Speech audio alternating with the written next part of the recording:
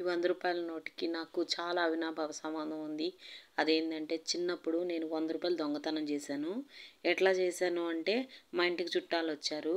వాళ్ళు ఏదో కూర్చుంటా అట్లాగా కింద కూర్చొని పైకి లేసేటప్పుడు జోబులో నుంచి పడిపోయింది రూ. 100. వాళ్ళు కూడా చూసుకోలేదు. నేను కూడా ఆ టైంలో చూసుకోలేదు ఆ రూ. 100ని. తర్వాత వాళ్ళు అన్నాలు తినేసి వెళ్ళిపోయిన తర్వాత బయట కూర్చున్నారు వరండాలో. నేను ఇల్లు శుభ్రం చేస్తున్నాను తిన్న చోటంతా ఎత్తేసి అది. అప్పుడు చూశాను రూ. 100. నాకెందుకో కొంచెం ఆశ కలిగింది.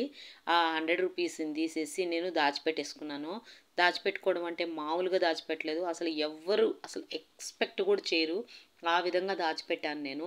తర్వాత మా బంధువులు వాళ్ళు పిల్లలకి ఏదో ఒకటి ఇవ్వాలని జోబులో చేయి పెట్టేసరికి రూ. 100 కనిపించలేదు.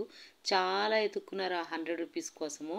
ఎక్కడ ఎక్కడ ఎక్కడ నీళ్ళు వాకిలి అంతా ఎతికారు. కానీ నేను మాత్రం చెప్పలేదు రూ. 100 నా దగ్గరే ఉంది నేను తీసి పెట్టాను అని. ఎత్తుక్కొని వాళ్ళు పాపము అట్లాగే వెళ్ళిపోయారు ఊరికి. వాళ్ళు ఊరు వెళ్ళిపోయిన తర్వాత అప్పుడు తిరణాలు ఏదో జరుగుతుంది మా ఊర్లో. నేను మా పిల్లలందరినీ తిరణాలకు తీసుకెళ్ళి బొమ్మలు గిమ్మలు అన్నీ కొనిచ్చేసాను అనమాట.